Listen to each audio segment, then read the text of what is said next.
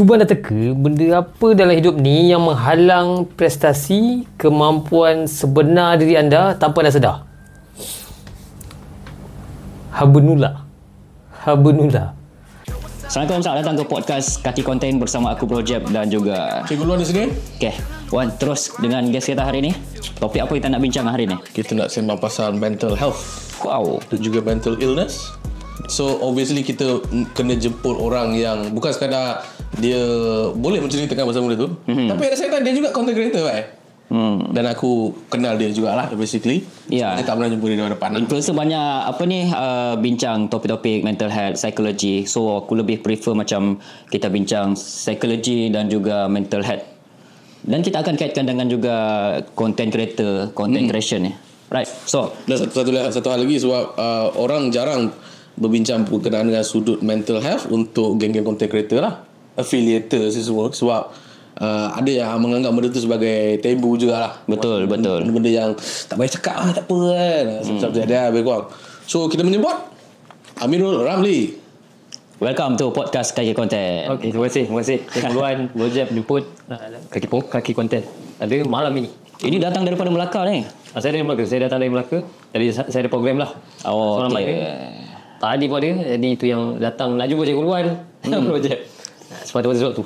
Oh, sebelum kita terus podcast ni mungkin boleh kenalkan sikit sebab audiens kita ni lebih banyak dekat YouTube. Tapi Amirul lebih terkenal di TikTok. Sikit lah, sebab sikit. Saya rasa mungkin ada lah. Ni mungkin percentage dia kurang lah. Mungkin 2% kot. Saya ada bermula dekat YouTube. Alright. Saya rasa dalam ini memang mungkin tahun 2012 macam tu. Memang dah start. Starting saya memang YouTube video first lah upload. Tapi waktu tu banyak lebih kepada ketagihan. Jadi banyak video-video yang lebih kepada ketagihan lah. Maksudnya topik ketagihan. Topik ketagihan saja. Wow. Waktu tu sebenarnya kita kayu kan, lebih kepada ketagihan video lucah, ketagihan banyak lah, ketagihan penyalahgunaan bahan kan. Jadi ketagihan tu itu antara video yang, tapi waktu tu tahun 2012 13 1000 lebih tu banyak tau. 1000 lebih tu kita rasa jauh. 1000 lebih. Zaman tu 1000 dah. Kita rasa jauh viral. Gila video viral. Dan kita macam seronok tu upload lagi. Bermula dekat YouTube lah. Bermula dekat YouTube. Itu pun psikologi juga. Sebab kau bayangkan 1000 lebih tu duduk depan kau. Betul. Psikologi ramai. Tapi orang nampak bila view 1000, alah sikit masanya. Sekarang pun kalau macam ratus-ratus pun rasa macam sikit Kan? Padahal ramai tu. Betul. Kalau saya pergi secara fizikal kan, bila kita bagi talk apa semua 60-70 orang pun dah ramai tu. Kita pun dah rasa ni lah. Selain daripada YouTube tu, tak ada buat video render apa? Ada, aku nampak kau buat video pasal 3D is it? 3D, Itu cubaan. Itu kan? cubaan sebenarnya. Sebab mental health tu memang kita minat. Itu minat. Dan sebenarnya kalau dulu waktu belajar memang nak pergi ke arah psikologi ni lah. Oh. Kan? Tapi dalam masa yang sama minat edit video juga. Jadi saya dua benda tau. Psikologi minat, nak bagi motivasi apa semua. Dalam masa yang sama minat motion graphic. Oh, serius lah. Yang tu guna apa? Software 3D. Blender. Oh, kau pakai Blender. After Effects. Itulah. Jadi macam dia macam nak cuba mana satu kita minat hasilkan konten kan. Jadi mana satu yang agaknya peluang kita untuk menyinar macam itulah. Mana agaknya yang kita rasa passion kita dan mula-mula tu memang ketagihan lah, mental health, ketagihan apa semua. Lepas tu beralih pula kepada video-video cara, tapi saya tak pergi ke arah edit video, lebih kepada Sharing. bukan kehidupan video editor macam tu. Oh. Kita buat video Macam mana? macam okey ni ada job video apa semua kita buat kan, macam ni lah kita kena masuk ni tapi bukan lebih kepada tutorial. Lebih kepada okey video editor kena buat ni, lepas tu masuk sikit lah motivasi dah apa semua. Dia apa? Macam Dia macam self development punya ni. lebih kurang lah, lebih kurang. ataupun vlogging belakang tabir. Cerita pasal video editing punya Tapi waktu tu dia macam tak tahulah, macam bosan lah sebenarnya. Tengok balik pun bosan juga. Tapi mungkin dari sudut editing ke apa kan, dia tak cantik ke apa. Sebab YouTube kan penting dari sudut tu kan. Itu salah satu lah. Dan apa? Macam mana boleh tiba-tiba tu lah, aku dapat tahu kau dah lama dah. Aku dengan kau ni, dengan MS Studio ni, aku rasa way back in 2019 2020 something lah. Sebab Amirul Ramli ni dia pernah masuk dalam MS Studio 2019 2020. Tapi yang peliknya bukan niche dia lah. Iaitu video pasal kau apa? Kenapa kau boleh kahwin dengan seorang ni? Kau apa benda lah? Macam mana? Saya nak kahwin dalam 4-5 calon lah, tak berjaya. Lepas tu calon last tu berjaya. Calon last tu berjaya. Okey, pasal video tu. Calon last berjaya. Cumanya bila fikir balik dan bila orang cakap video tu sebenarnya kan lebih kepada pengalaman sendiri tau. Dia bukanlah sharing okey ni tips-tips tak. Dia boleh share sendiri je. Sebenarnya kan. Dan views waktu tu seingat kau tinggi dekat 200,000 lebih. Tinggi lah. Masa tu video tu ingat. Video tu naik dalam pukul 1 tengah lebih. Petang tu dah 200,000 lebih. Dia tu. Esoknya tu. Tinggi sebenarnya. Apa faktor banyak view? Ke sebab topik kahwin? Topik kahwin. Topik kahwin. Kahwin putus. Kecewa. Orang Malaysia ni kalau kau pernah dengar interview KRU punya ni Podcast. tak tahu kan KRU punya ni lah Interview dia kata kalau buat lagu kat Malaysia ni lagu yang paling top lagu yang Galau. orang yang kecewa sedih jadi topik-topik macam tu kan memang sedang naik kalau ni sini macam tu dah sedih apa semua kan Tapi that's the only video dekat ML Studio. satu je tu satu je orang kata apa TikTok follower dah sangat banyak dekat tapi waktu tu pun itu dia ada gap masa sebenarnya. Ada gap masa sebelum yang cuba masuk dalam TikTok. Dia ada gap masa lah. Macam mana start dengan TikTok tu? Macam mana permulaan ni? What's the starting point? Video first macam mana? Video first tu lebih kepada kata-kata motivasi yang memang selalunya orang akan buat. Orang yang minat motivasi dia akan buat. Okey. Kehidupan ini adalah sekian-sekian apa semua macam tu lah. Kan? Selalunya macam tu, simple je lah. Dalam 15 saat macam tu. Terus tu sikit-sikit macam tu je. Dan time tu go up, views go up. Waktu tu zaman yang memang TikTok belanja.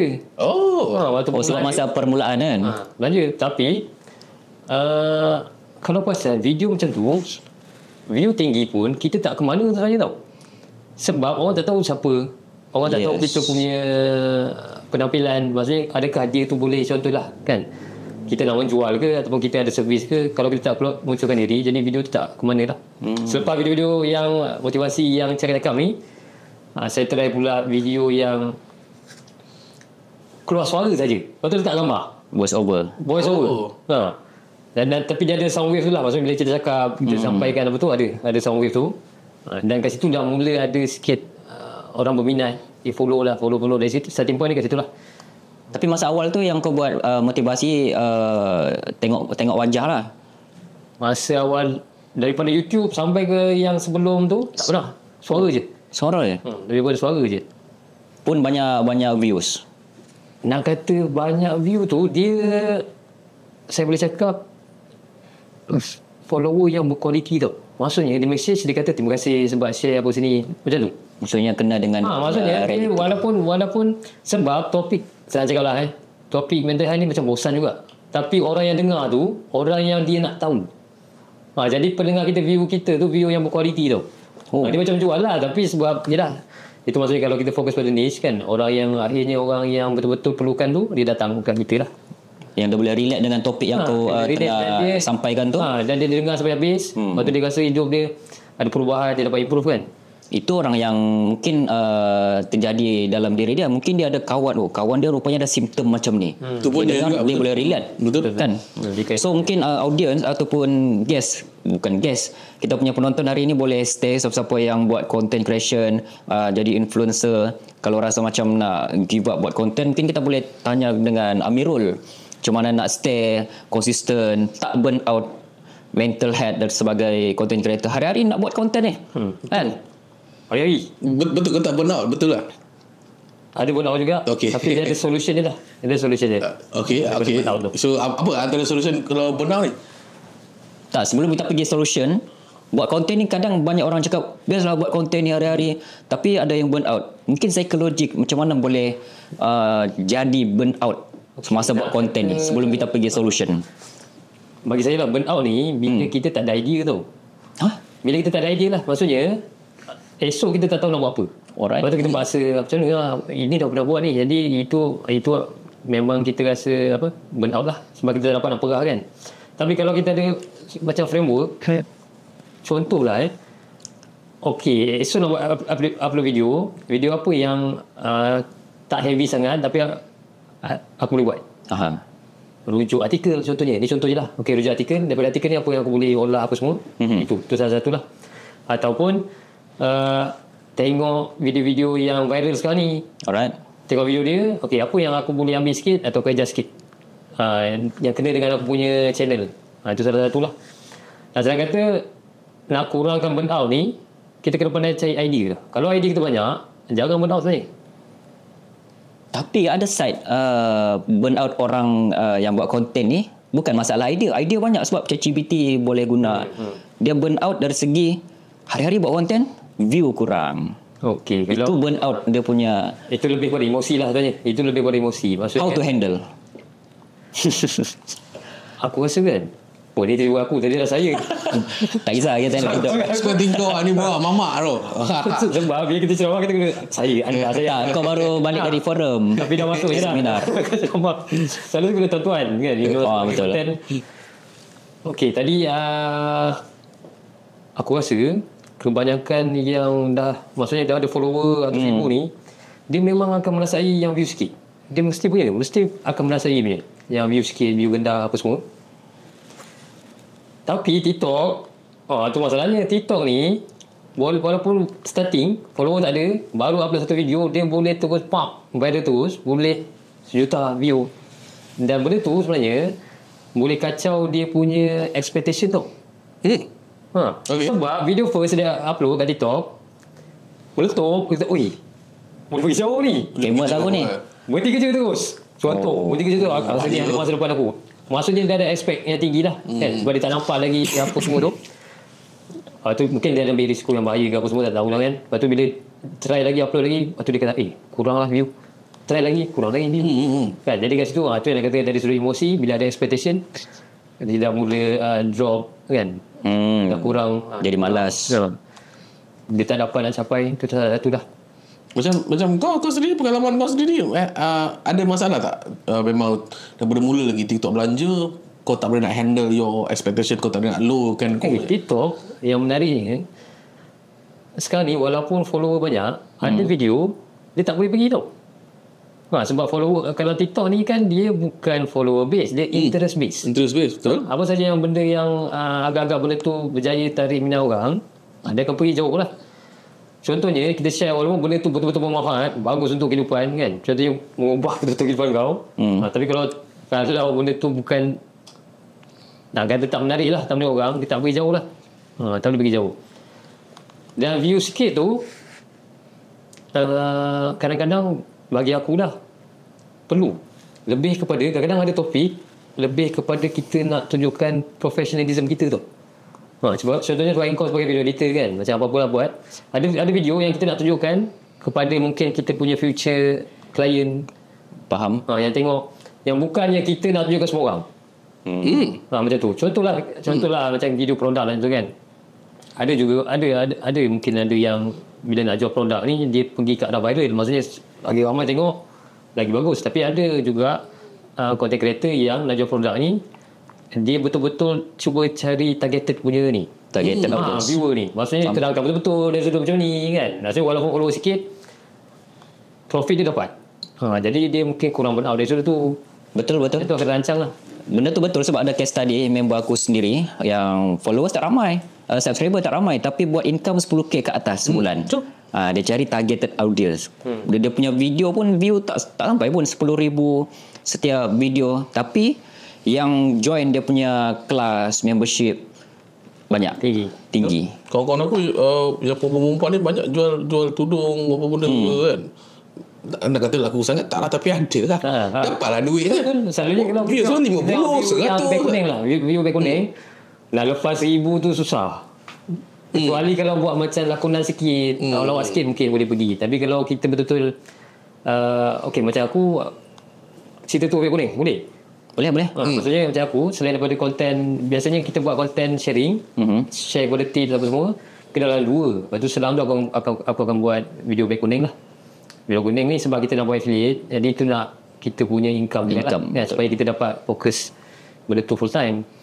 Jadi 2 yang memang kita share betul-betul. Kita share yang memang orang tu bila tengok video, kehidupan dia rasa macam diterima satu benda yang baru, ataupun rasa macam best, perubahan lah. Maksudnya hidup dia something new lah. Dan boleh jadi disebabkan dia tengok video kita yang membantu dia, dan dia ternampak video beg kuning kita, boleh jadi mungkin terasa nak beli ke macam tu. Tapi basically yang aku rasa, kalau kita nak jual secara online ni, orang kena kenal dulu. Maksudnya kalau kita dah rajin upload video, orang dah kenal kita, ada dekat situ baru dia ada peluang untuk beli. Jarang sebenarnya kita beli daripada orang yang kita tak kenal. Jarang lah. Faham. At least dia kenal orang tu, kita baru kenal dulu, okey mungkinlah satu masa nanti dia akan beli lah daripada kita. So macam dalam kau punya pengalaman kau sendiri, memang orang yang membeli produk-produk affiliate ni semua memang disebabkan dia kenal kau, dia yakin dengan kau. Kenal tu satu. Tapi satu kat TikTok, dia bukan FYP saja tau. Kalau kau buat beg kuning, dia akan keluar juga dekat segment shop tu. segment shop. Boleh jadi dia keluar kat segment shop tu. Okay, nak cerita pasal TikTok shop ni, cerita shop boleh cerita? Boleh. Kalau nak cerita pasal Amerika pun boleh. Serius. Maksudnya mungkin ada yang nak buat beg kuning tu kan. Starting point dia yang aku rasa macam boleh pergi TikTok ni, aku buat satu je beg kuning. Okay. Aku ni dari dulu banyak buat satu je kan? Apa dia satu apa? Aku try satu video beg kuning, satu je beg kuning. Pasal herba lah. Waktu tu aku macam ada masalah pengadaman semua. Aku beli satu produk ni kat TikTok, atau aku buat beg kuning video tu. Lepas tu aku biar. Lepas tahun aku tengok kat TikTok tu dah ada 1,000 lebih. 1,000 lebih sell. Unit? Bukan 1,000 ringgit lebih lah. 1,000 ringgit income lebih. commission. Banyak lah. Ke sikit? Ke banyak? Ke sikit? Tak, lepas tahun. Maksudnya yelah, kira daripada tak ada apa-apa. Biar better lah. Sebab kita guna TikTok, kita tak tahu pun benda tu boleh dapat duit. Maksudnya aku buat satu beg kuning. Lepas tahun tau, aku tengok apa yang ada duit dalamnya. Sebab kita tak pernah tekan, kita tak tangguh tipu lah pada dia punya menu option semua. Tengok ada 1,000 lebih. Lepas tu aku tekan masuk bank account terus. Waktu tu dah memang betul-betul duit tak ada ni, nak guna apa semua kan. Tapi ada peluang ni. Start daripada situ, yang aku terus satu hari satu video beg kuning.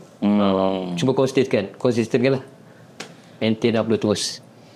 Yelah, macam mana cakap baru ni aku tengok kau ada promo produk baik untuk otak. Benda lah, benda macam tu lah. So macam mana kau nak tentukan produk kau tu bagus untuk otak ke tak? Sebab when it comes to mental health, banyak je lah produk-produk yang menjadikan bulang dari bintang, overclaim ni semua. So yang satu yang kita sebagai penjual ini, maksudnya dalam dunia bisnes, yang pertama kita tahulah latar belakang produk tu. Lagi satu, banyak produk yang aku affiliate, dia pure tau. Pure ni maksudnya dia bukan campur banyak. Kau ada produk, contohlah Mind Power, dalam tu ada banyak. Dalam tu ada omega 3, dalam tu ada magnesium, dia campur macam-macam. Jadi bila campur ni, dia meragukan lah sebenarnya. Tapi kalau benda yang pure, contoh magnesium saja. Magnesium saja. Dan benda tu kita dah tahu lah melalui pembacaan apa semua, magnesium dari sudut merilekskan otot kan, dari dalam tengah fikiran, menenangkan fikiran, bantu tidur. Macam tu je lah. Jadi dari sudut tu kita dah tahu dah, okey, benda ni mungkin boleh bantu individu yang susah nak tidur, yang cepat marah ke apa semua. Sebab magnesium ni salah satu, dia mineral yang memang ada dalam tubuh badan kita pun. Cuma kalau kita kurang makan sayur, jadi kat situ kita perlukan lah mineral-mineral yang berkait dengan kesihatan diri kita. Tapi in term of pemilihan produk yang kita nak promote dalam beg kuning ni, ada kan yang pantang larang TikTok yang tak boleh, macam ubat kurus, yang overclaim? Sebab aku pernah dengar benda tu. Macam mana nak pilih produk tu? Adakah kau jenis like kau kena try dulu, dah okey baru kau promote, ataupun kau jenis tengok review?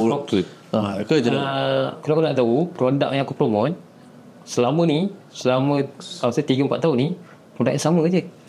Contoh produk yang sama. Produk yang untuk otak tu minyak ikan. Minyak ikan memang general. Memang general dah. Ya betul. Dan minyak ikan ni, hari ni aku buat video minyak ikan tau. Esok aku buat lagi video minyak ikan, tapi lain punya angle. Okey. Contohnya hari ni lebih kepada anti radang punya kesihatan. Esok lebih kepada bantu fokus. Lepas tu adjust lagi, angle lagi, tukar lagi, tukar angle. Produk yang sama je sebenarnya, tapi kita tukar lain lagi. Yang aku perasan lah, kebanyakan yang buat affiliate ni, bila buat satu terus, okey aku dah tengok apa jadi. Lepas tu esok dia tak buat dah. Beg kuning ni bukan bermaksud satu beg kuning satu produk. Kau pilih satu produk, kau buat lah esok, ini kau buat, esok kau buat lagi.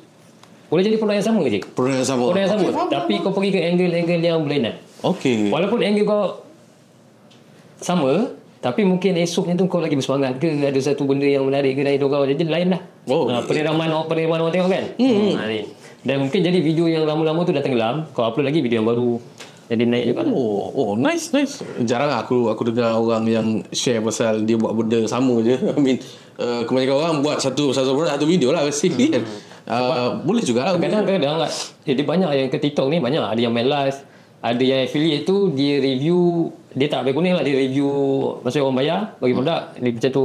Ada yang affiliate yang semua dia buat produk dia try. Bagi aku itu tak boleh pergi jauh sangat lah. Betul. Tak pergi jauh.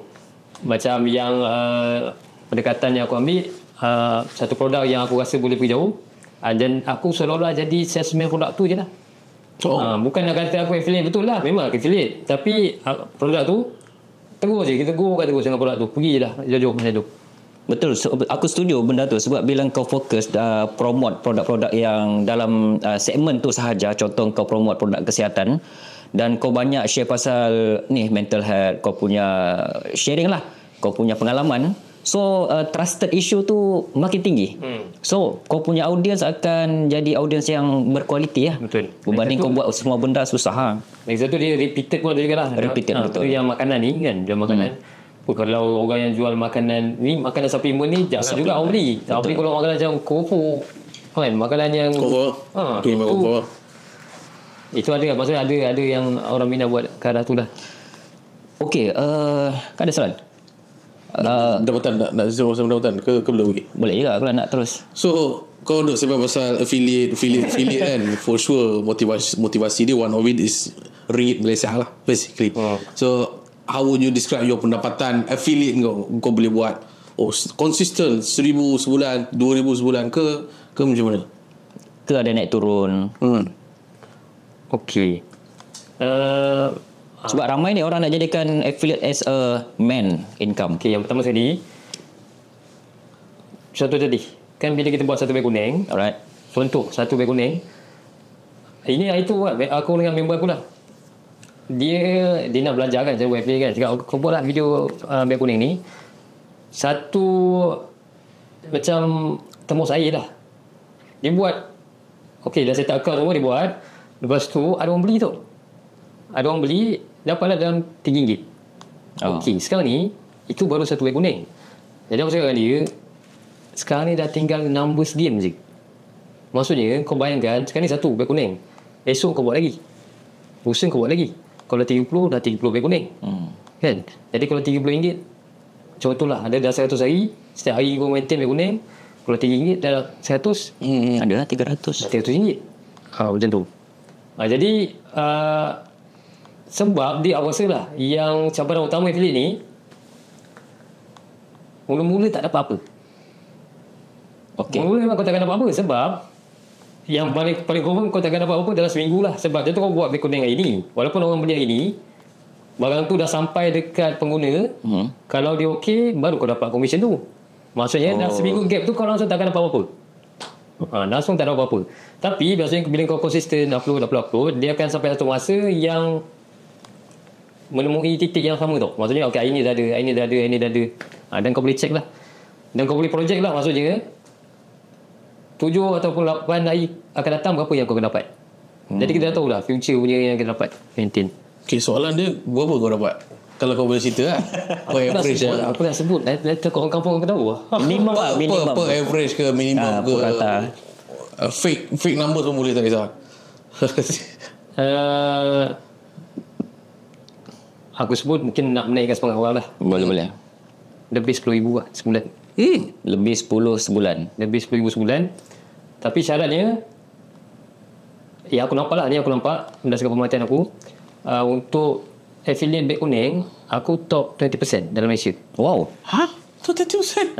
Tapi dalam segmen kesihatan. Beg kuning. Oh, beg kuning. Beg kuning keseluruhan? Keseluruhan. What the heck? Sebab yelah, memang TikTok dia hantar laporan lah, macam laporan kan, report. Aku top 20 lah affiliate. Top 20 creator affiliate. Top 20 pendapatan beg kuning. Serius lah? Serius. Bukan orang kat TikTok ni lagi buat pendapatan gila babi ke? 100,000, 200,000, 300,000. Kiranya kalau macam orang terkaya dunia, dia ni 20 orang kaya TikTok. Memang. Tak ada lah nak kata dua kali. Sebab tak, ini beg kuning. Ada orang kat kita tak buat beg kuning. Maksudnya dia yalah, review faham. bayaran apa semua kan. Yelah, tapi macam mana kita nak kategorikan benda tu? Maksudnya nak bagi award macam mana? Tak boleh lah. Sebab data tu TikTok tak pegang. Betul tak? Tak pegang macam ni. Maksudnya kau boleh dapat top 20 tu adalah disebabkan Based on TikTok beg kuning. boleh baca by data beg kuning. Paid review macam mana orang nak tahu paid review kau bayar berapa tak? Macam tu je. Wow. Dan kau rasa sebab apa kau boleh dapat that top 20 tu? Sebab aku konsisten upload beg kuning. Itu je. Itu je. Sebab okey, bila kau upload beg kuning, TikTok dia tahu kau sebagai seller tu. Maksudnya kau buat ni, contohlah kau upload beg kuning. Maksudnya TikTok nampak lah kau sebagai creator yang memang kau nak menjual sesuatu lah kan. Lepas tu kau upload lagi, kau maintain, upload lagi. Jadi sebagai maksudnya TikTok nampak kau berfokus lah ke arah tu. Jadi dia tak tahu betul ke tak, tapi pendapat aku, pengalaman aku, dia akan naikkan juga. Maksudnya naik lah beg kuning tu. Tapi logik lah. Maksudnya kalau setiap hari kau ada upload beg kuning, Dia akan masuk. dia akan masuk lah. Dia macam kau tanam benih pokok. Tanam, lepas tu lama-lama dia bercambah. Lepas tu setiap hari kau tanam benih yang baru. Betul. Lama-lama dia ni lah. Aku 2 bulan tak post video dekat TikTok, masih masuk affiliate. Masuk lagi. Minggu 7 hari sebelum lepas dia dapat berapa ya? Dalam RM40. Adalah walaupun tak buat video. Kalau kau buat video hari-hari, lagilah akan masuk. Top 20 tu quite enormous lah. Orang kata apa, size does matter lah orang kata. Tapi itu aku tak tahu dia termasuk live ke tak. Tu aku tak sure termasuk live ke tak. Dia ada banyak. Mesti ada kategori-kategori ada kategori dia. Ada kategori dia. Tapi yang aku dapat dia kata memang top, you are top 20 lah. General. Tapi aku bayangkan kalau kau je yang cerita pasal fish oil, aku imagine kau sebenarnya conquer market dekat TikTok Shop ni basically. Kau buka TikTok Shop, fish oil keluar video kau. Fish oil keluar video kau. Betul tak? Fish oil aku rasa dah 2,000-3,000 lebih kot. Maksudnya pembeli lah. Lebih ribuan. Cerita aku rasa kadang-kadang TikTok ni dia value kau adalah disebabkan kau buat benda yang tepat lah basically. Kau tak pukul sama rata. Kau lagi conquer kat situ je. Lagi satu, kita pilih produk kat TikTok ni, dia kena tahu star. Aku tak ingat Rating shop tu sendiri. Rating shop tu kalau tinggi, maksudnya kalau shop tu dia cepat hantar barang, dia baik, video kau pun akan naik. Dia tu panggil point apa, aku tak ingat apa point dia. Tapi dia penentu kau punya beg kuning tu boleh pergi jauh ke tak. So kau tak boleh buat sebarangan ni. Bukan tak boleh buat, views akan kurang. Views akan kurang. Booster views tu macam kena pandai pilih shop seller. Sebab ada orang pernah share tips. Kau tengok kalau ada orang yang propose kau untuk promote the product, kau check dia punya rating ataupun review shop. Kalau 4.5 ataupun 4.3 ke atas, okey lah, dia trusted. Kalau bawah tu mungkin dah baru, mungkin dah scammer. Macam aku sekarang aku 4.5.6. Okey lah. 5. Dan yang terpaling penting, let's say lah, ada banyak kriteria yang kau menilai seller ni bagus ke tak apa semua. Bagi tahu audience lah satu benda yang kau betul-betul particular guna for the product.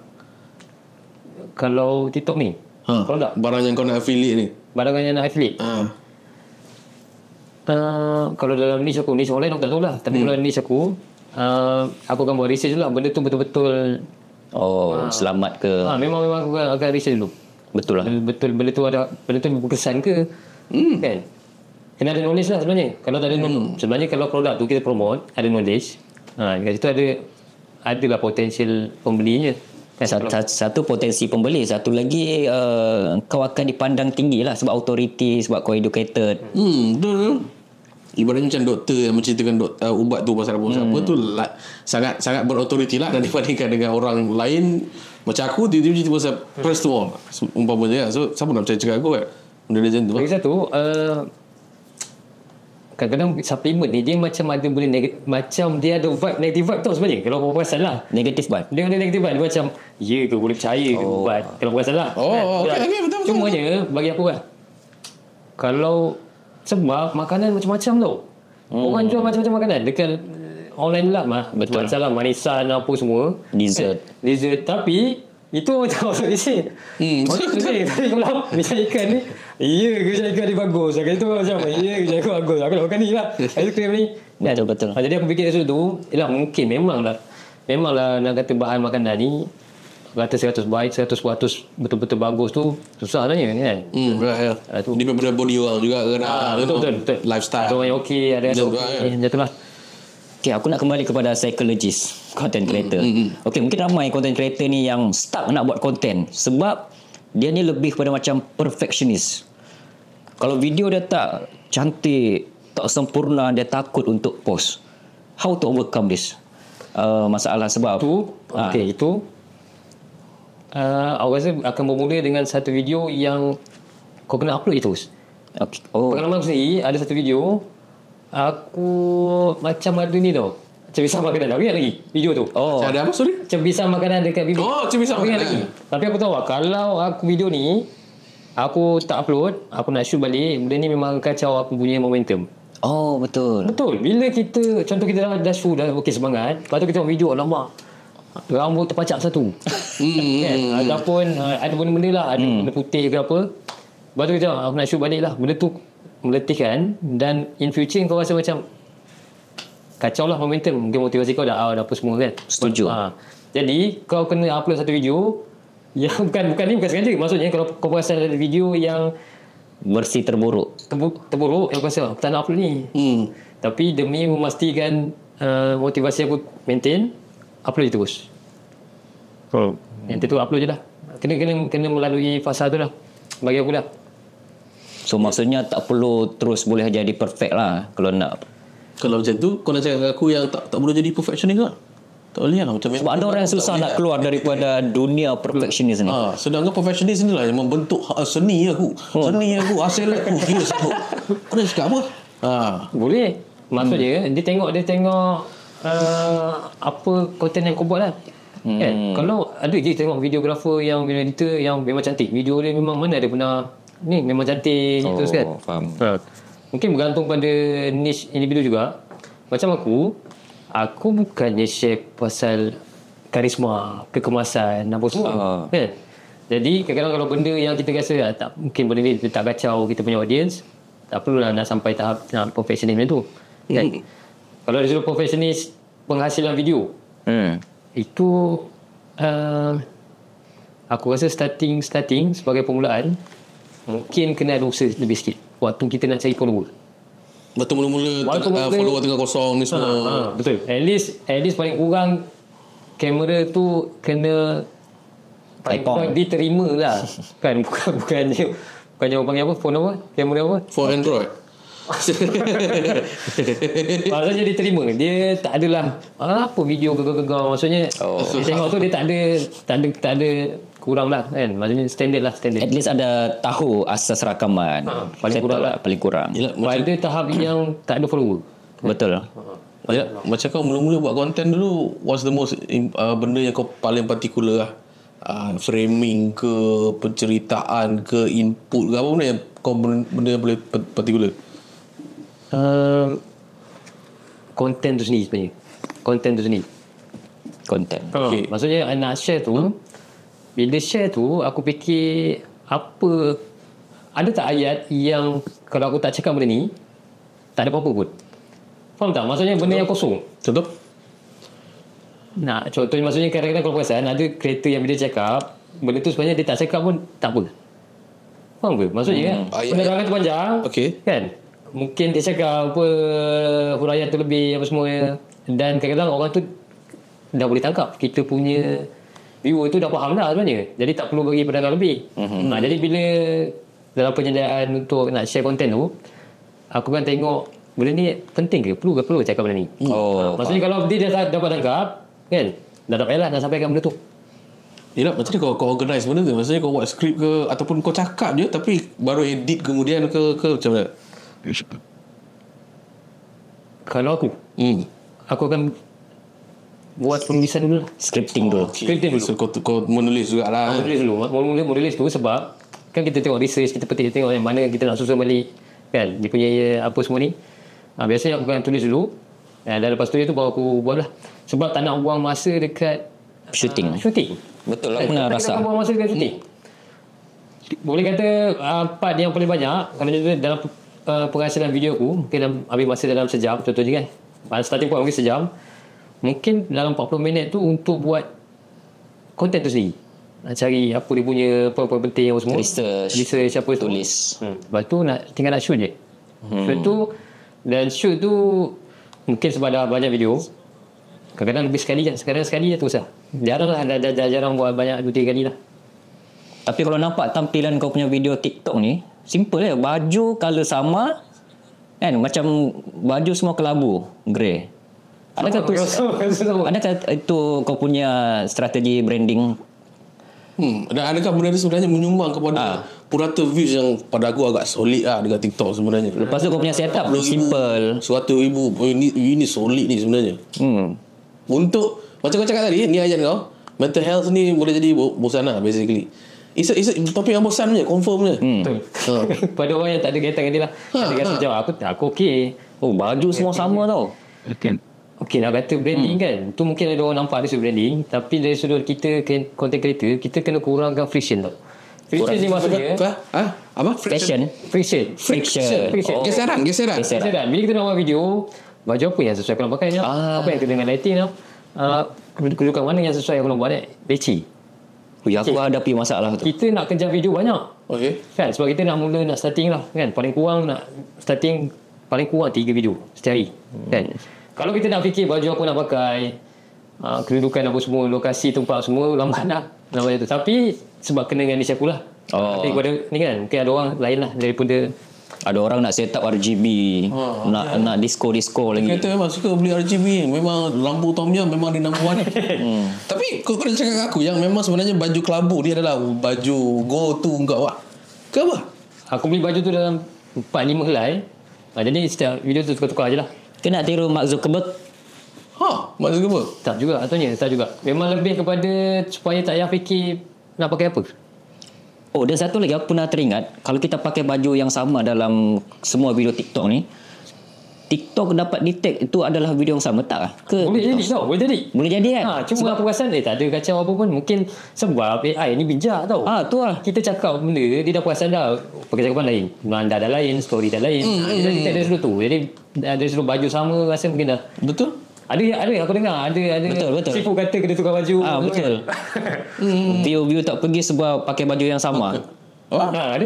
Dia kata pakai baju yang sama. Tapi kes kau baju yang sama yang pergi. Kenapa? Tak, maksudnya mungkin sebab teknologi dah di-update. Maksudnya update kemudian lah. sebab takkan dia tengok setakat image saja, mesti dia tahu. Apa saja kita cakap dia tahu. Dia ada AI kan.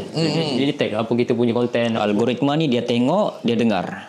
Ya, lagi-lagi yang ada pattern lah kan. Obviously kau buat dalam 1000 video benda pattern yang sama. Macam ni sebenarnya pada aku, algoritma ni dia sangat sensitif benda yang ada pattern tau, basically. Dan bila ada pattern, benda tu lah yang dia boleh salurkan kepada audience mana yang sesuai.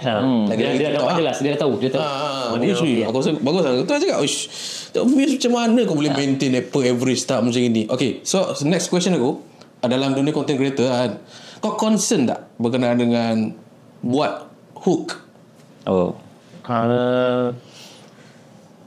Bagi aku nak cakap concern, tapi bagi aku dia tak penting. Dia macam concern tau, tapi bagi aku lah macam tak penting sangat.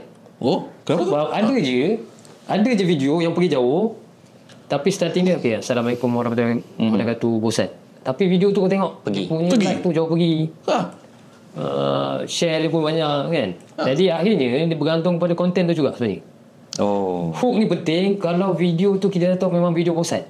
Okay. Contoh kan, kita nak promote barang ataupun lainnya, ada dia nak dengan tips penjimatan lampu, tenaga elektrik. Kau kena dapatkan hook yang biasa. Kalau tak memang benda tu dah bosan, lepas tu hook tak berjaya nak tarik ni, lagi tak pergi jauh lah. Tapi kalau katakanlah konten penceritaan tu kau dah ada, nak cerita pengalaman, contohnya pengalaman kau, contohlah accident ke apa ke, memang konten tu orang dengar dia rasa sedih, maksudnya dari sudut emosi dia boleh relate. Walaupun hook tu Assalamualaikum warahmatullahi wabarakatuh, ini aku nak share sikit, boleh macam juga. Aku rasa konten tu sendiri yang akan menentukan lah. Tapi hook tu dia salah satu juga. Tapi kalau kat YouTube itu utama kan untuk klik. Tak tahu ni masa 2025 masih lagi ke? Tak tahu. Sekarang ni tengah raw content. Maksudnya konten yang lebih original, tak perlu banyak editing. Just macam kau cakap lah, storytelling yang relate dengan audience. Aku speechless lah dengan kau ni. Kenapa? Sebab pada aku kau sedang melawan guru-guru TikTok. Aku setuju lah sebab penting. Mampoi. Tapi Sifu ni memang kena ada. Sifu kena ada. Kau kena ada juga orang yang pengalaman. Yang boleh cerita pengalaman. Aku pun dulu pernah gini tapi tak pun kena violation. Penting lah. So dia boleh nilai kedua-dua nasihat lah. Dari satu kat TikTok ni violation dia aku rasa yang teruk Straight kan? live lah. Oh, live. Live ni memang. Tapi aku tak buat live tau. Aku buat kuning je. Buat kuning konten. Pernah buat lah. Pernah tapi tak lama. Sebab kalau aku perasan, aku buat contoh, aku pernah buat live sejam 2 jam kan. Daripada aku buat live, follower sikit, baik aku buat konten dan benda tu berjalan kat belakang. Ya. Macam tu. Tapi mungkin ada contohnya orang buat paranormal tu memang elok live lah. Ada benda yang mungkin sesuai memang betul live. Tapi kalau kita yang sharing ataupun nak bagi info ni, buat konten je lah. Power juga kau Sebab aku kata apa, memandang macam mana nak memarketkan konten lah basically. Paranormal sekolah ni. Wow, aku amazed dengan kau lah. Satu, aku tak sempat kenal kau lama lah. Kedua, aku tengok TikTok kau secara orang kata apa honest nak dibandingkan dengan TikTok orang lain dah 1 juta lebih. So dia macam tak sampai expectation aku lah basically. 200,000 ni tak layak menasihat orang. Tapi aku rasa kau punya I would say prediction kau, kematangan kau terhadap konten tu sangat unik lah benda aku. Wow. Macam mana kau what apa yang menyebabkan kau unik lah, macam apa aku cakap tadi. Kau lain daripada lain ni. Aku rasa lah sebab benda yang aku share dan benda ni sebenarnya boleh pergi kepada semua sebenarnya. Okey lah, beritahu lah. Ni antara rahsia dia, rahsia buat konten. Yes. Buku apa beli? Okey, nak beli sekarang. Okey, bukan. Okey. Ni aku beritahu terus. Konten yang bila kau buat tu kau kena keluarkan you base punya subjek tau. You? Maksudnya kau direct. Kita tak guna konten kita kan. Contoh yang kita tu aku terus. Contohlah nak promosikan ni. Okey. Anda mungkin ada sikat ni kat rumah kan. Kalau anda guna sikat ni nanti mudah nak sikat. Guna kaitan anda tu banyak. Kau ke. Jangan guna macam korang. Korang tu lebih kepada ramai tau. Kau kena cakap subjek tu seorang saja. Sebab yang tengok tu video aku seorang je. Kan? Dan banyak video aku walaupun penerangan umum akan pergi kepada orang tu. Contoh contoh aku nak fikir ni dah malam ni susah juga. Ayat tu kita waswai, kita suruh dibayangkan. Okey, bayangkan anda berada kat tempat sini. Lepas tu anda jumpa kawan. Nampak perasan tak? Maksudnya apa yang menghidupkan dia mendengar, lepas tu dia membayangkan tu. Aku tak ada bagi fakta terus. Fakta ni contoh macam okey, cara penyematan ini kita perlu tutup switch lampu apa semua. Kita cakap kalau anda nak jimat kan, anda tutup switch ni, anda capur pelak. Nanti anda tengok bil anda kurang berapa. Jadi kita pergi terus pada dia. Jadi bila tengok video tu kita rasa dia tengah cakap dengan aku. Dia macam ada personal touch. Dan benda ni sebenarnya bukan setakat konten sebenarnya. Benda ni dia apply dalam dunia public speaking. Bila kita bercakap dekat audience, kita nak cakap anda semua. Anda semua ni maksudnya dia bukan speaker yang hebat lah.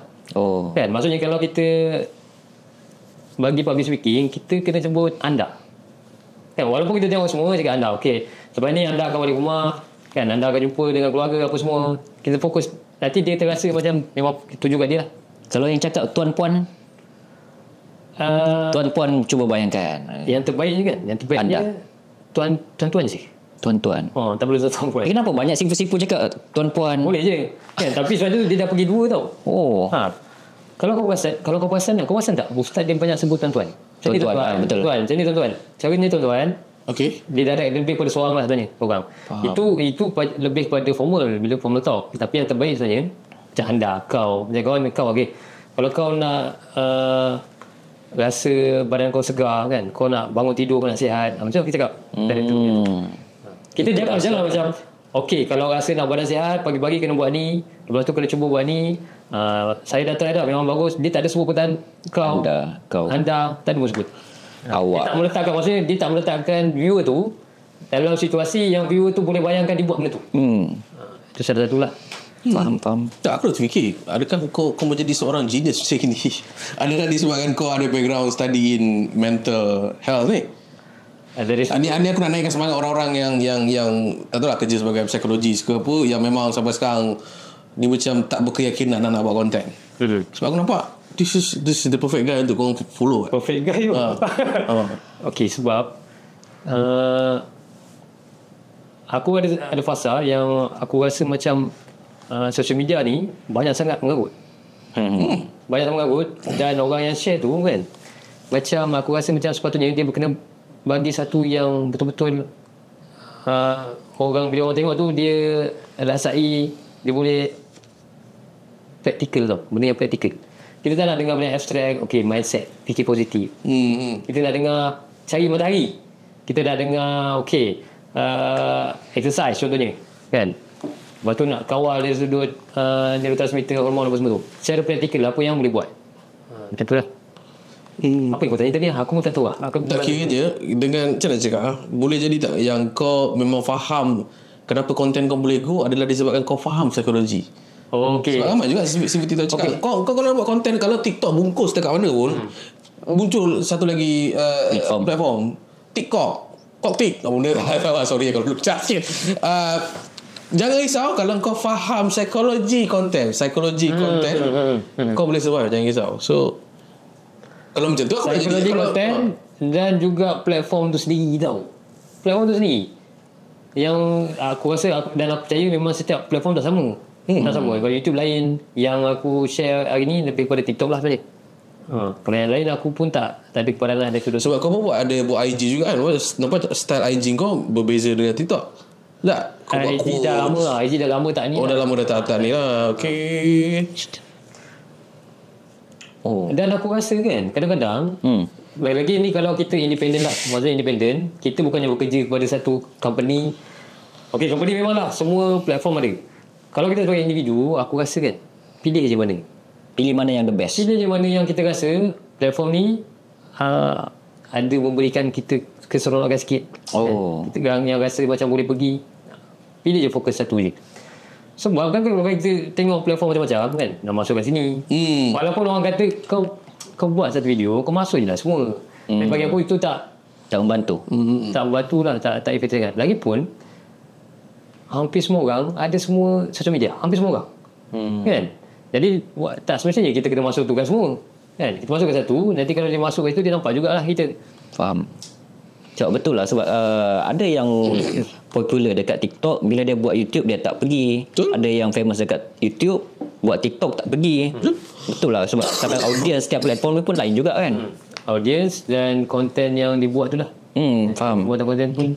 Okay, when it comes to content creator, pasti akan mendapat, ini yang biasalah klise punya soalan, orang akan mendapat negative comment, hate comment yang akan mengganggu psikologi ataupun mental health creator tu sendiri. Macam mana nak, adakah kau perlu baca komen ataupun blog sahaja mereka yang negatif ni? Macam mana? Okay, sebab ni penting kan ni. Kalau permulaan memang permulaan sebagai content creator kan, memang kita kena baca komen, layan, sebab kita nak reply lah. Apa yang tulis, sebab nak naikkan engagement. Starting point nak cari follower, memang kita kena reply komen lah. Baca reply. Tapi dia kan ada satu tahap, memang tak nak akan ada yang kita kecewa, sakit hati, terasa. Memang kau punya kau akan ada punya. Sebab kita tak ada konteks tau. Kita tak kenal orang tu. Kita tak kenal orang tu, dan boleh jadi orang tu bergurau. Boleh jadi bergurau je. Dan konteks kita boleh jadi hari tu adalah hari bad day untuk kita. Dan orang seorang ke, lepas tu kita tengok komen tu sepatutnya biasa kan. Kita baca, kita terkesan. Sebab tu lah, maksudnya emosi ada konteks. Bila orang tu dengan emosi kita waktu tu tak okey, dan kita pun terkesan. Jadi untuk starting nak tak nak kena baca. Tapi kalau kita rasa kita tu dah kecewa, kena regulate ni maksudnya regulasikan emosi tu. Luahkanlah rasa apa. Kalau dulu aku luahkan dekat keluar ni. Dulu buat TikTok, bukan TikTok, sorry, kat YouTube. Lepas tu satu video YouTube aku memang tak tahu hari tu kenapa negatif sangat. Dia yang aku rasa lah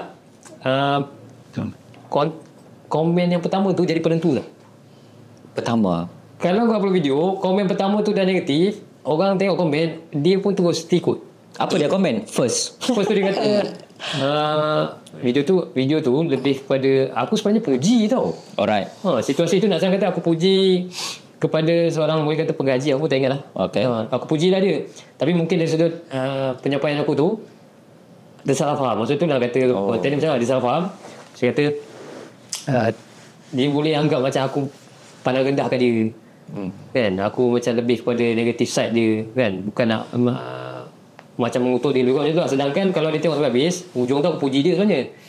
Tapi sebab starting komen tu dah negatif, yang aku perasan bawah tu dah semua negatif lah. Betul aku terus meluah. Tak boleh buat. Terus kenapa komen aku negatif sangat apa semua ni kan. Tu uluan dia rationalkan balik. Jadi nak senang kata, bila kita upload konten kan, biasanya memang kita akan bermain dengan emosi lah. Bila emosi kita down, sama ada kita meluahkan seorang ke atau kita rationalkan balik, cuma starting point ni memang kita nak kena baca sebab kita nak ada engagement. Tapi sampai satu tahap nanti, kalau follower dah bertambah, kita dah boleh mula. Sebab kalau kita baca komen semua, akan masa tau. Betul. Dan aku perasan dekat TikTok, ada sekali tu memang hari ni aku nak baca komen je, post dekat 1 jam 2 jam. Sedangkan waktu tu kau boleh buat konten. Boleh macam berbanding dengan nak baca komen dan reply, baca komen dan reply, baik kau buat konten terus. Dia ambil masa lah. Lagi kalau benda tu terus kacau emosi kau. Kalau emosi lagi dah satu hari tu dia terus go down, terus tak ada semangat nak buat ni konten. Nak sembang pasal ni restriction bila kau sembang pasal mental health ni sebenarnya. Wife aku MDD, kemudian late diagnosed pada bipolar type 2. Aku rasa aku self diagnosed lah basically. Mungkin ada some form of depression which aku tak tahu benda lah. Sebab setiap kali bulan 10 aku akan down macam tak ada punca, something like that bang. Dan pengalaman aku handle wife aku sejak 2017, pergi balik hospital, SUKM, psikologis semua dah biasa tau. Ada this one NGO, tak macam mana tak, aku tak ingat kisah ni macam mana, tapi something like this girl, dia buat posting awareness berkenaan dengan suicide. Dan NGO ni marah, tak boleh buat sebenarnya. Tak boleh nak sebut suicide, tak boleh nak sebut hang, tak boleh nak sebut benda-benda yang sensitif mental health nak. So kalau aku bayangkan aku seorang content creator mental health, banyak benda aku rasa dengan cerita kalau macam tu. Walaupun for the sake of awareness, how to prevent suicide, what is suicide, punya mentality, bla bla bla. Benda-benda macam tu kalau tak ada cerita, macam mana kau nak bendung in the first place? Yelah, betul lah. Itulah sebenarnya matlamat utama sebenarnya. Kan, supaya lebih pada pencegahan lah. Macam yang jalan yang aku pergi, macam aku bukan doktor lah, maksudnya doktor lebih pada, yalah, sekarang pun tengah ambil master psikologi dan PhD psikologi. Yalah, so bila kau ambil tu kau akan jadi doktor tak juga? Aku akan lebih pada researcher. Dia researcher. PhD lah. Maksudnya jalan aku pergi ni lebih kepada jalan nak sihatkan otak tu sendiri tau. Sihatkan otak. Maksudnya dia lebih kurang macam muscle lah. Kalau kita nak kuat, nak angkat beban, kita kena workout apa semua, kena biasakan. Jadi aku akan pergi sekarang aku menuju ke arah macam mana nak sihatkan otak tu sendiri, supaya kalau individu yang memang dah dapat rawatan kan, walaupun dia dah dapat medication tu, dia kena sihatkan otak dia juga tau. Betul. Dia kena sihatkan otak dia juga. Kan ubat tu untuk menghentikan simptom je. Dalam masa sama dia kena improve juga, sihatkan otak tu sendiri. Sihatkan otak tu banyak lah kan, macam-macam benda lah apa nak buat. Dan memang kau pergi lebih kepada pencegahan lah. Macam mana sihatkan otak supaya kita dapat elakkan risiko-risiko gangguan ni berlaku apa semua. So dia macam lebih kepada overall kesihatan lah basically kan, sebelum gangguan tu berlaku. Ataupun gangguan tu dah berlaku. Aku tengok kau pun nak memilih ayat yang betul tu. Betul lah. Kenapa tu?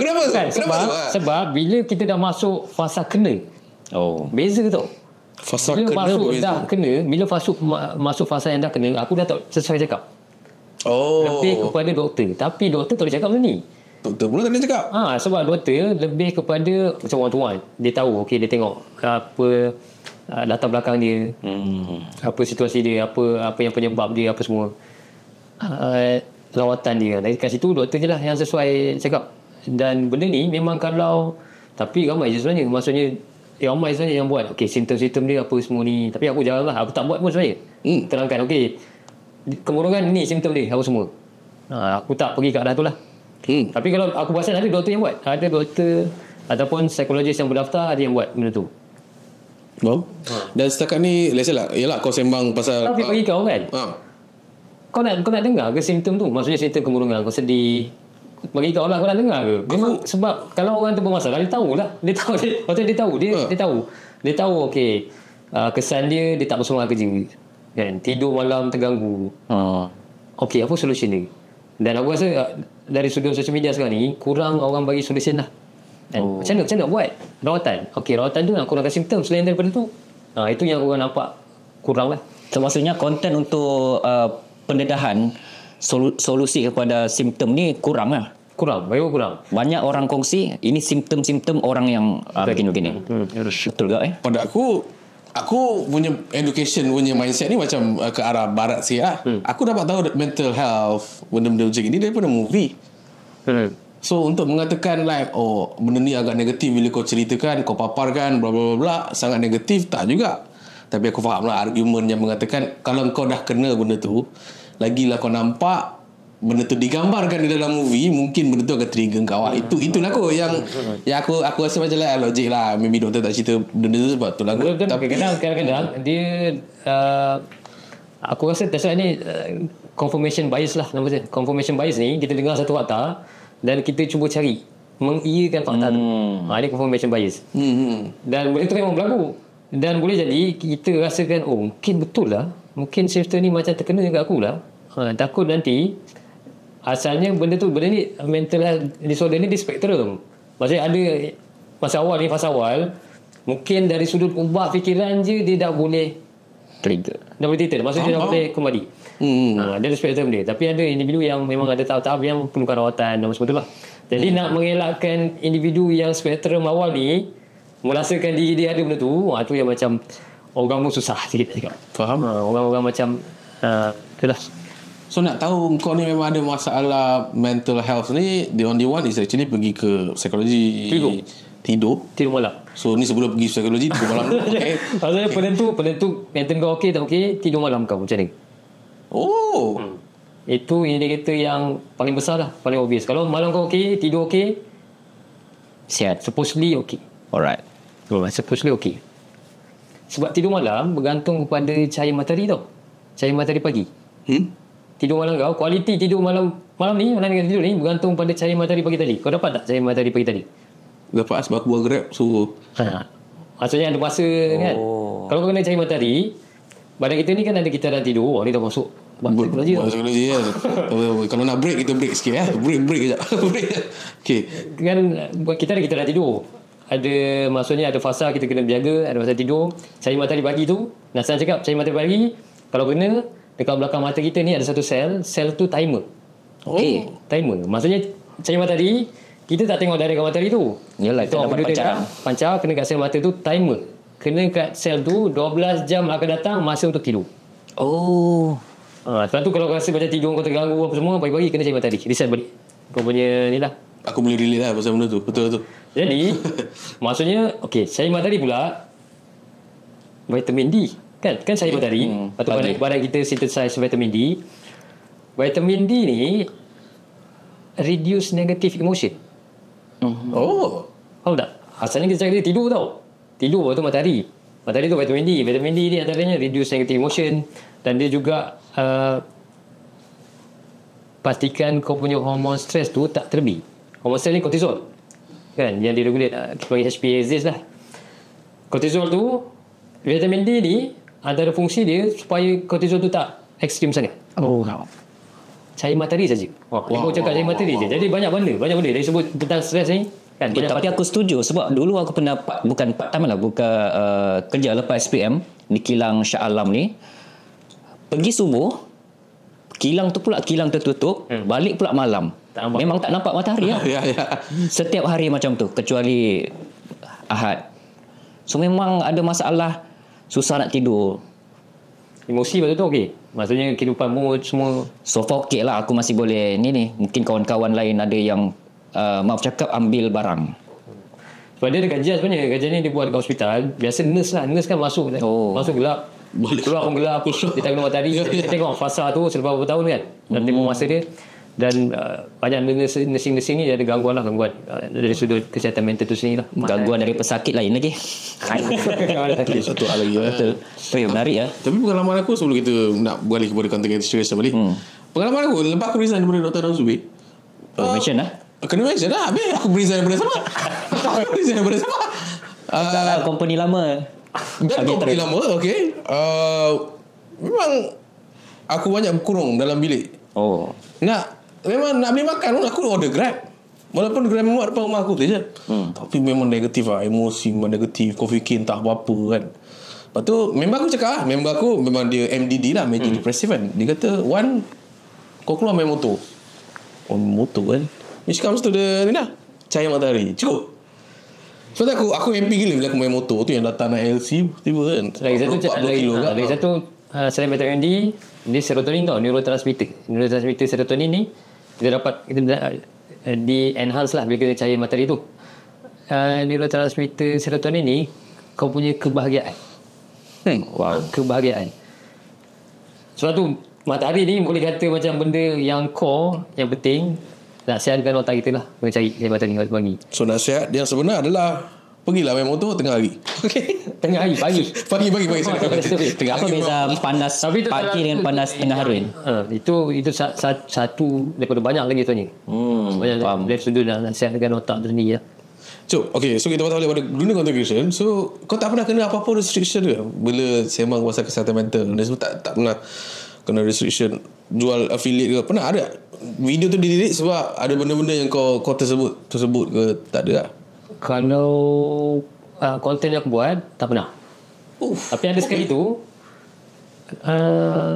aku tak sure lah sebab restriction ni kadang aku pun tak sure. Tapi kadang aku rasa kalau register ni kalau kita sebut penyakit pun. Tapi ada je yang share penyakit apa semua, tak adalah. Contoh penyakit apa? Macam contoh benda ni menyembuhkan kencing manis. Benda ni mempercepatkan luka. Tapi benda yang aku tak tahu ni macam helah ke atau mengelan ke kan. Kau kena letakkan perkataan membantu. Ini menggalakkan. Mungkin. Jadi aku rasa bila ada benda-benda perkataan macam tu, dia memang play safe tau. Memang play safe. Tapi yelah sebab kau nak buat konten kan, kau nak sampaikan satu mesej. Daripada konten kau tu tak naik langsung, jadi elok kau cuba bahasa yang lembut sikit, sekarang orang boleh terima. Macam tu lah. Jadi banyak sebenarnya yang aku gunakan perkataan macam mungkin. Benda ni mungkin boleh membantu anda. Benda ni mungkin dapat menyelamatkan anda. Contoh macam tu lah. Mungkin ni apa ayat sendi, ayat perikata apa benda atau apa benda. Predikat apa? Tak tahu. Ada sorry BM aku B sekarang SPM. Lupa lah. Finally benda tu penting dalam hidup aku. Okay. Mungkin membantu. Betul ke? Penggunaan perkataan tu penting ke? Penting. Kalau benda tu dia kalau dari by law lah, kata by law orang tak boleh salahkan. Kalau salahkan. Dia bukan. Tapi dia benda tu kan macam jahat tau. Sebab apa boleh kan? Saya cakap mungkin. Mungkin. Mungkin. Macam tu lah. So, benda ni memang tak ada penyelesaian lah. Kalau aku cakap benda ni confirm sihat, tak boleh juga. Dia akan ada banyak. Kalau sihat tak ada masalah pun. Tapi kalau okay. Aku rasa lah. Tapi kalau confirm sembuh, confirm tu overclaim lah. Confirm 10 kilo tu kot. Kau tahu anak turunkan badan ni dari sudut neurotransmitter lah.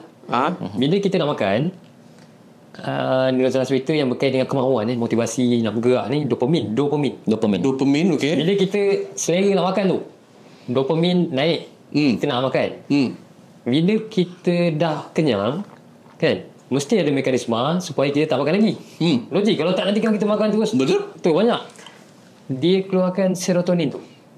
Still serotonin tu juga maksudnya kan, itu best bila kita belajar benda ni lah. Kita dah tahu benda ni dia breaking mechanism lah. Maksudnya kalau kau selera nak makan, tapi katakanlah kau berjaya naikkan serotonin tu dulu, jadi kau boleh suppress lah selera makan tu. Faham maksud aku?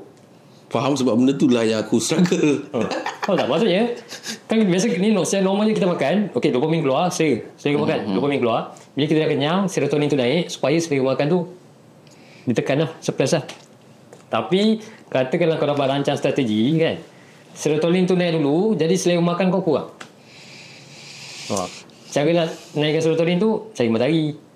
aktiviti sosial, kita bercakap dengan orang, apa semua ni. Ini antara benda yang boleh naikkan serotonin lah. Kesimpulannya matahari ni penting kawan. Penting, sangat penting.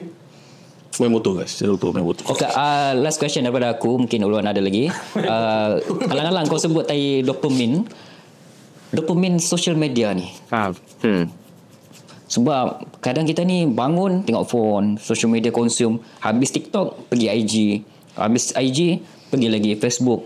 Dan benda ni kadang sampai kita tak sedar screen time kita tu berjam-jam. Macam mana nak kawal benda ni?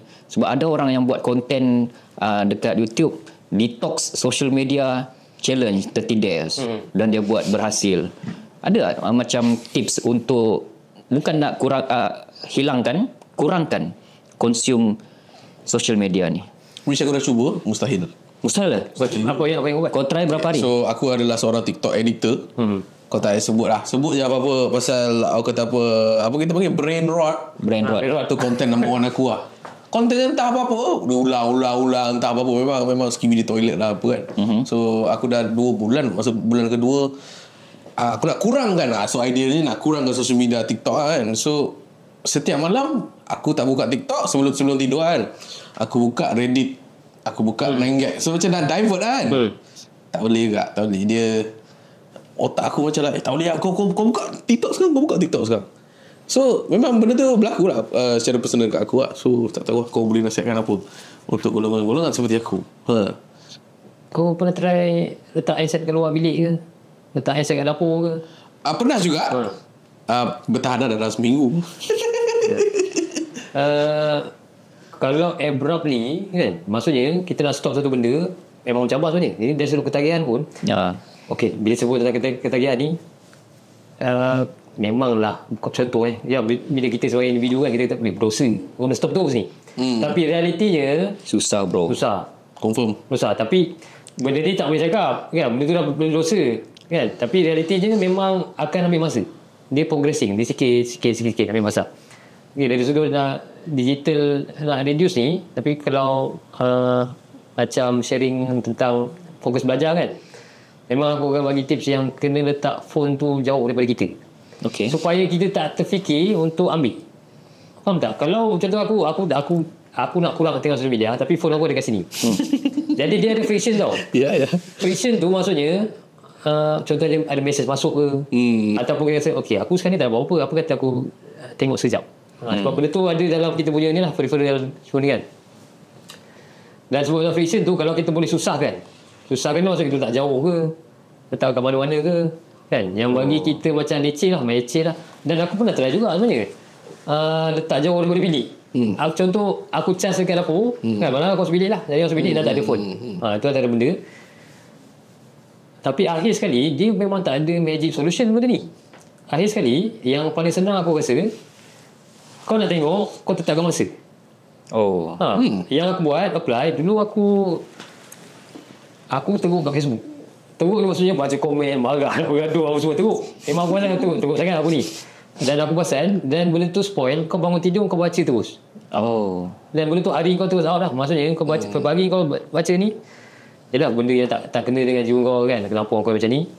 Jadi apa aku buat, aku waktu tu social media aku main dekat office saja, tempat aku kerja. Jadi aku balik rumah, aku dah tahu langsung. Untuk Facebook, starting aku bermula macam tu, dekat office je. Kalau kat rumah aku dah tak ni lah. Lepas tu aku berjaya tau. Aku dah bebas dari Facebook. Tak nak fikir. Dulu kalau perasan aku selalu komen kat kau punya Dekat Facebook lah. Facebook je. Tapi lepas tu aku perasan yang benda ni kacau hidup aku kan. Jadi cara ni aku tetapkan masa yang memang aku nak buat benda tu. Okey. Tetapkan terus masa. Boleh try. Berbanding daripada kita nak stop terus kan. Susah kan. Susah, dan memang aku rasa kita tak boleh buat kot. Betul. Setuju. Kita ada buat benda yang kau buat, tapi baru tak kau kawal. Kau belajar, kau macam bina masa lah kan. Kau boleh okey nak tengok, tapi boleh set tengok 4 jam je contoh.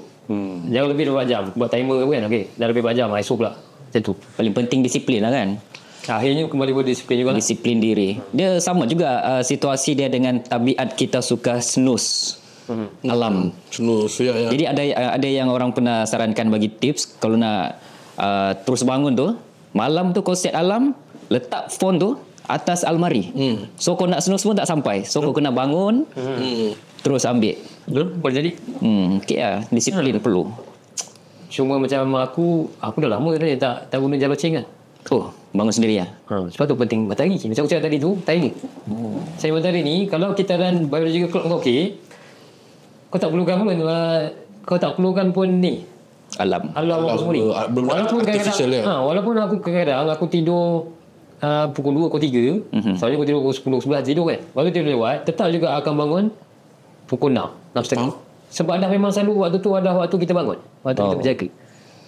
Rutin lah. Badan dah set, kau kena bangun. Alright, kau ni macam DMA Islam Ustaz. DMA Islam lah. So aku punya last question. Aku suka dia tau. Ada benda yang menarik. Betul lah. Seronok.